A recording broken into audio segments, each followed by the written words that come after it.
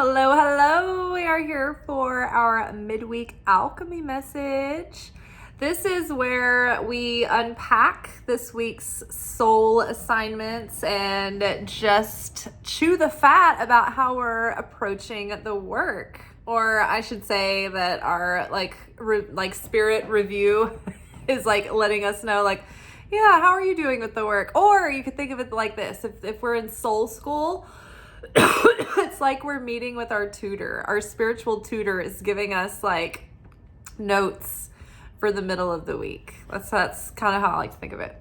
So from the Wild Unknown Alchemy deck, we pulled melanosis or darkening. And do you guys remember last week we had the lightning? So the opposite or something connected to the darkening. So just remember that. Followed by magnum opus or the great work.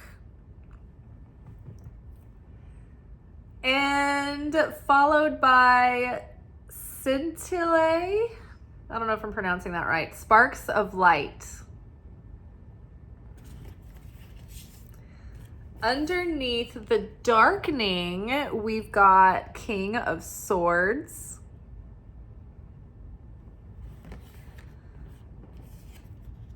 Underneath the great work, we've got the Magician. Does that not match so well, the great work with the Magician? I mean, could you go any more hand in hand?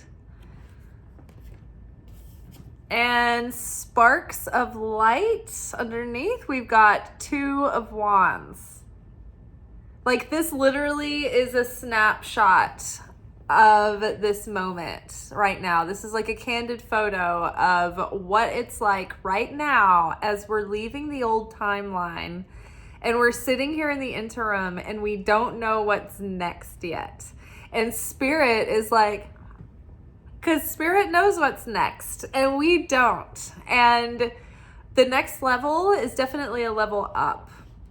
I'm feeling that. And I think that if you are watching this, the people that aren't going up with you have either peeled off or they've sort of faded into non-playable characters.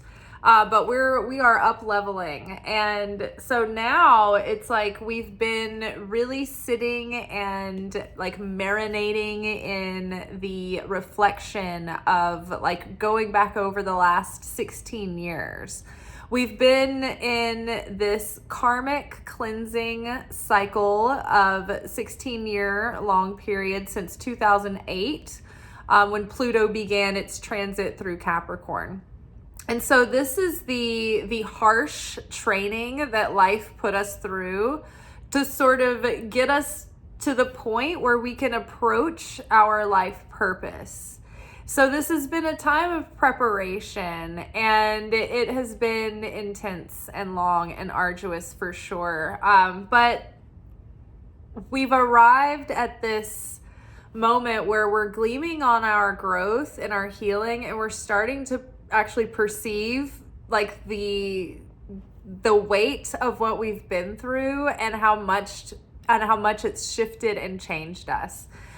For the better. It's evolved us, it's awakened us, it's awakened our souls. So we have turned so much darkness into light and bitterness into sweetness through this process of alchemy and shedding those layers that were snuffing or veiling our inner light from shining through. So after going through 1,000 ego deaths over the last 16 years, now that we've got a little bit of space from it, it's we can finally calm down and process what's happened, and it's all kind of hitting us, right? Have you ever been through an ordeal and it doesn't hit you until later? Sometimes it's a situation where it hits you minutes later. Sometimes you're in a situation where the weight of it hits you hours later, or a day later, or a week later, right? If you've ever experienced the death, a sudden death of a loved one, it's such a shock at first that the emotion doesn't hit you a lot of times. Like in the movies, it shows someone getting the news and they're like, oh my God, oh, and they immediately break down. And I just don't, that's not been realistic to me. When you find out that someone you love has died and you're just like in shock and it's bewildering and confusing and you're kind of disillusioned and disoriented until the weight of it starts to set in, and then the emotion comes in waves. It's kind of like that. We have had this ordeal that we've been in the midst of for so long, and we've been just trying to survive it through it and try to make a life in the midst of it, not very successfully for some of us. And now that it's over, we can catch our breath and we can be like, oh, good night. Like, whoa, like it's finally resonating. Oh, good Lord, this is what we've just come through. So the wisdom is starting to emerge. And the essence that has been left is like this eternal shift within us. Intrinsically will never be the same. You know, you can't unsee and you can't unlearn and you can't unfeel something that you've experienced and witnessed and been through and lived through. It's like that verse that's like, you will live the truth and you will know the truth, and that truth will set you free. And so we are in these moments now where we are taking off the straitjacket. We're like, I'm free. So the truth is setting us free. So this darkening card, the darkening process in the lab is like, it talks about when the materials start changing color and they start getting this darkness and depth in the pigment. And it's like when we go within and we push past the surface of what we've gone through, and we're really letting that reflection come over us and go deeper and deeper and deeper. And that's enriching the lessons and the insight and the way that we are going to be so much more self-possessed and sovereign and compassionate and intentional and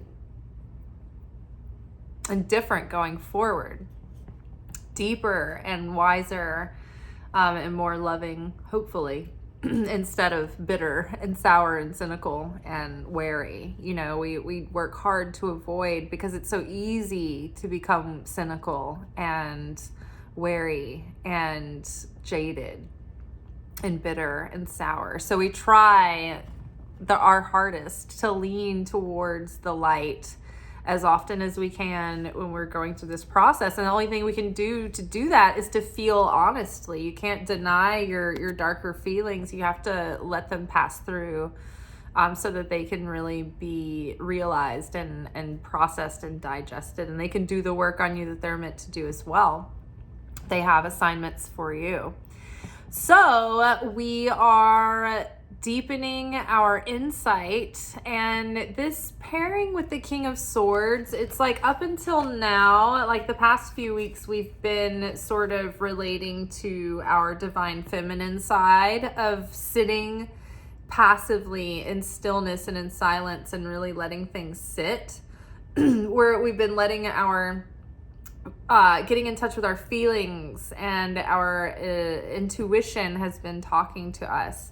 Now our energy is sort of shifting into that divine masculine aspect of, now it's like we're feeling grounded and we're feeling emotionally sober and clear and certain and decisive, and like things are starting to, like our vision is starting to flesh out about what this next chapter may have in store, or at least a vague essence of it. It's funny, like all of this experience, I got this metaphor this morning, and you can read it in the description box below. I always include our post there. Oh, and while I'm at it, like if you go over to my channel page and you go to the community tab, it's actually a really nice way to use all of our readings as a resource where you can see them at a glance, because there's also the posts that are included. And so you can get the photo of the layout of these cards and really look at the symbolism if you ever get interested. And then you can see what I also wrote that goes with these corresponding episodes. But it's a good way to see all the things that I release in order if you needed to go back and find something specific, or if you wanted to go compare like the ongoing themes and things like that keep emerging. If you don't already follow my Instagram, where you can also see like the visual layout of all of that. Okay, back to so the metaphor that I was getting was that when you're making a perfume, you mix the scents, but you have to let that ultimate fragrance develop. And it takes time. You have to let the oils sit in vodka. And you give that like overnight or a day or so, but it takes, hours and hours and hours for the scent to really come into fullness and to develop, where you get all the dimensions. And then once the scent reaches its prime, where you want it, you have to add water. That acts as a stop bath. It stops the development stage from going into any more intensity, and it preserves the scent where it is in its perfected state. So I feel like that's kind of like this moment that we're in right now. It's like shifting into that divine masculine. We are sort of putting a little bit of that stop bath on the reminiscing and the getting too far into that again, because we don't want to go downward spiraling back into a hole or getting listful or anything. So it's like we're developing our the essence that we're taking away from all of that, right? The growth and the impression that it left on us, and the person that we're becoming as a result of the things that we've gone through, in a good way, right? The essence and the perfume that you leave behind leaves a sweet smell to those who are exposed to it, right? So you want that insight in your experience to make you someone that people feel more love around and more at peace with, and that gives them a sense of lightness and joy and upliftment. You want to uplift those around you. And so now we're in the state where we've done so much forgiveness work, we've done so much purging, and we're feeling grounded, we're feeling clear, we're feeling certain. Our vision is starting to reveal itself to us. We're feeling like we're connecting with our logic and reason and level-headedness. And so when we, choose the things that we want going forward as conscious co-creators, and we set our intention, and we're creating an intentional next chapter that's in alignment with our authentic self, we want to make choices that are going to reflect that and give us that life that our higher destiny, that's our soul, is calling us to go towards. But so in order to make those decisions, we really need to choose from the heart. And it's difficult to navigate that space without being, it's like you have to take your feelings into account without being controlled by them completely, and without being reactive. You have to be able to kind of detach, to observe, and to take into account those things and follow your heart, but also discern with wisdom as well, with self-control, so that you're not just following your impulses. So it's a bit of a dance, I'm sure. It's not easy. It's a tightrope walk, but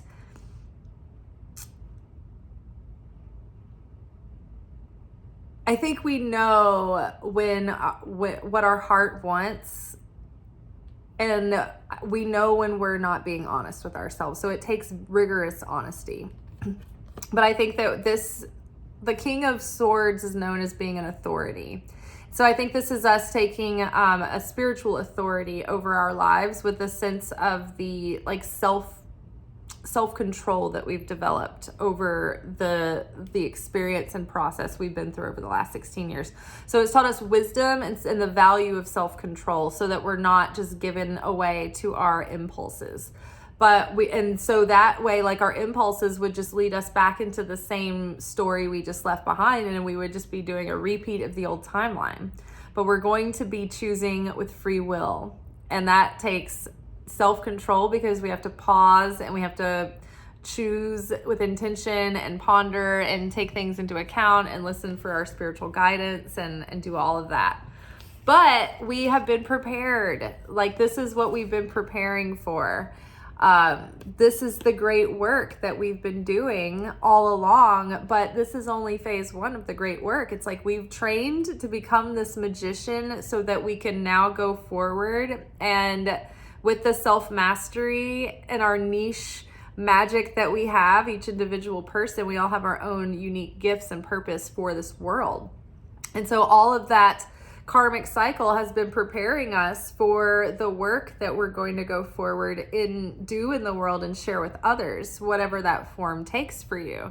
Our purpose can show up in a lot of ways. Sometimes it's through our work. Sometimes it's through, a passion project that's not actually our job. Sometimes it's through the family that we have and, children that we raise. It's different for everyone, but your soul is going to compel you into that direction.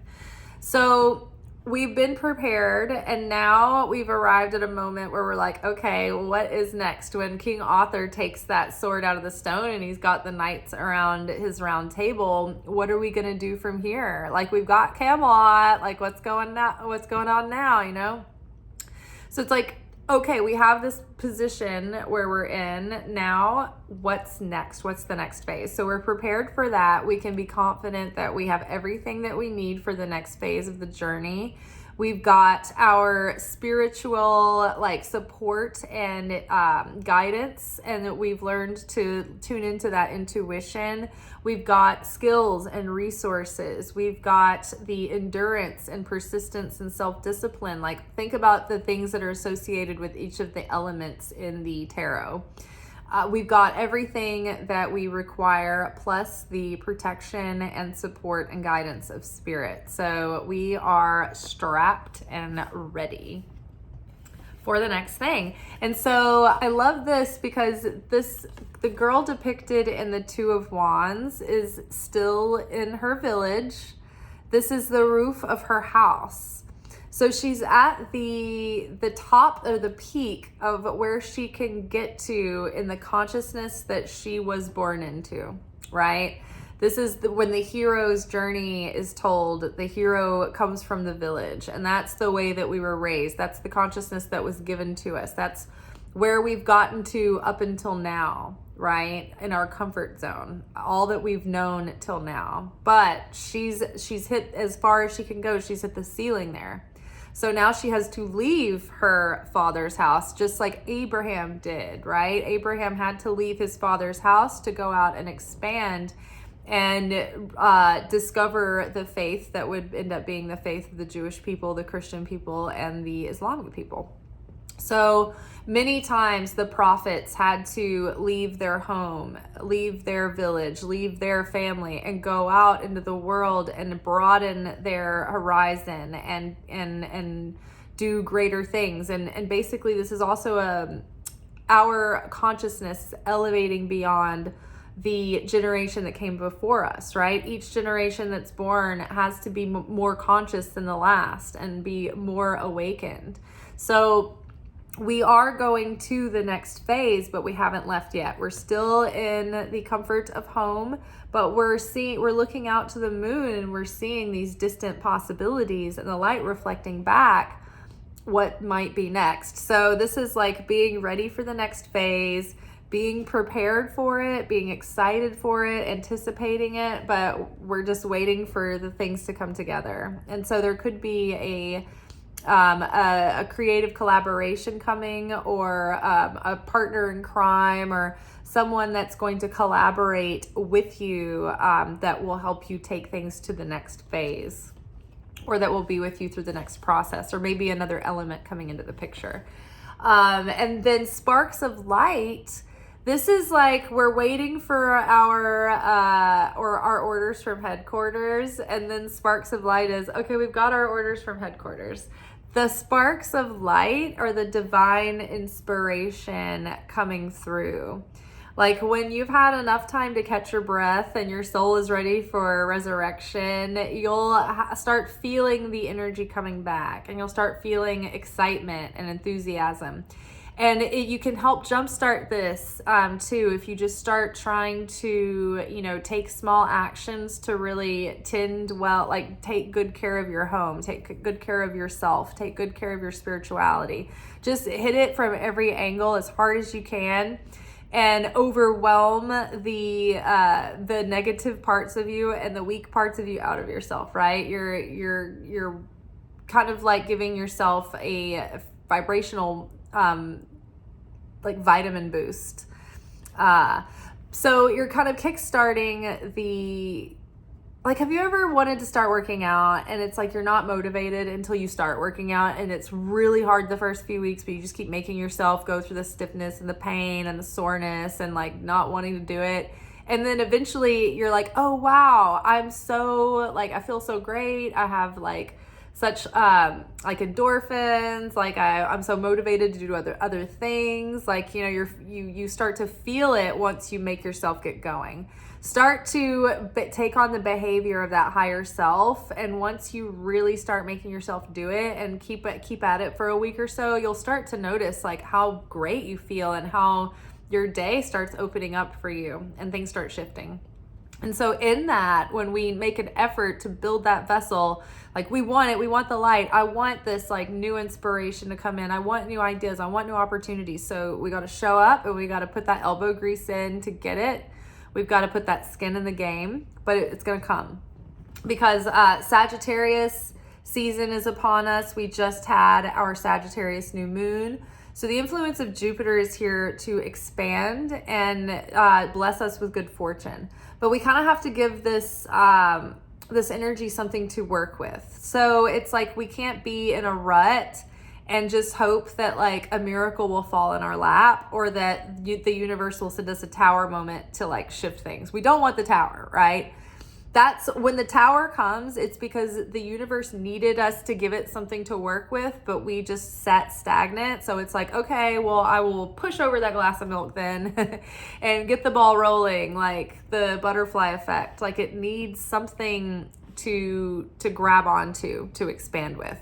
The catalyst, the inciting event. So you can do that.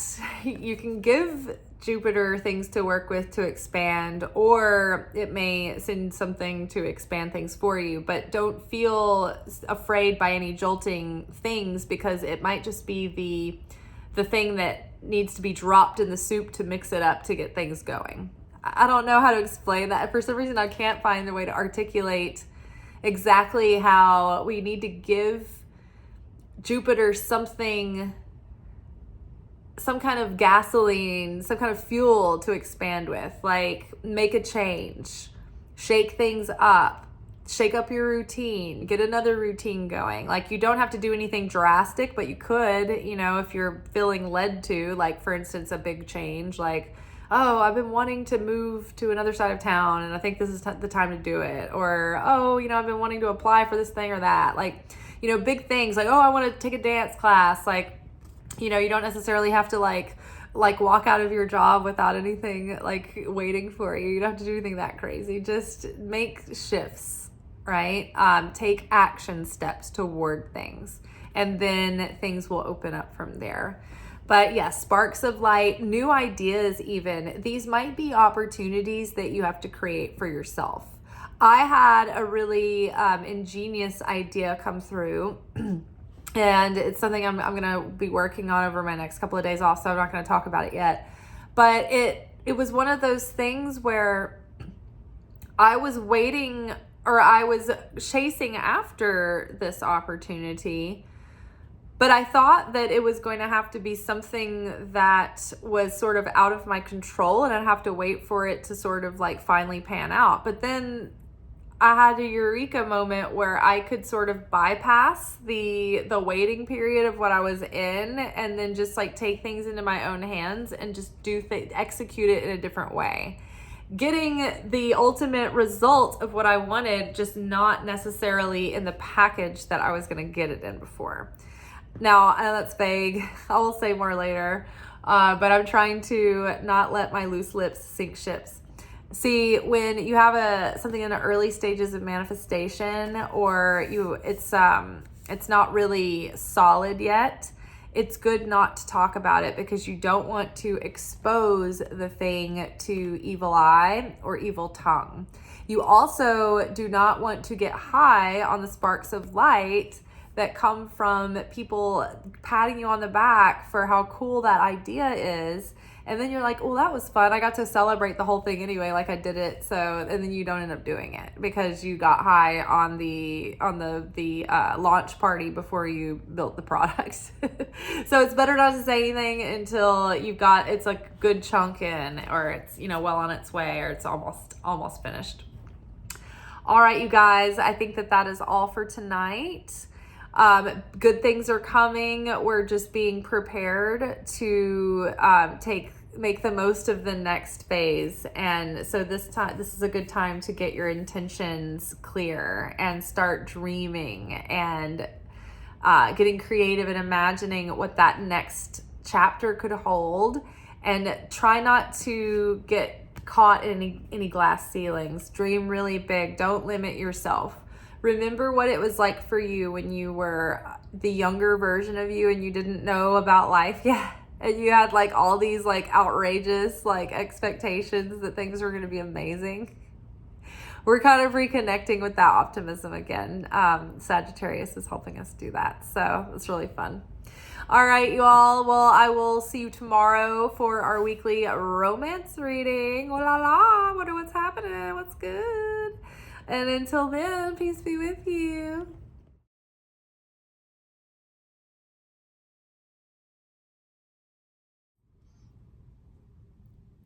Thank you for watching. If you enjoyed this video and you got something out of it, then please give it a like. Subscribe to the channel. Turn on notifications to be notified of when I drop content. Like the videos, comment, share them. Anything that you do helps these messages get out to other people who need them. So you watching a video and taking an action on it actually makes a positive difference in someone else's life.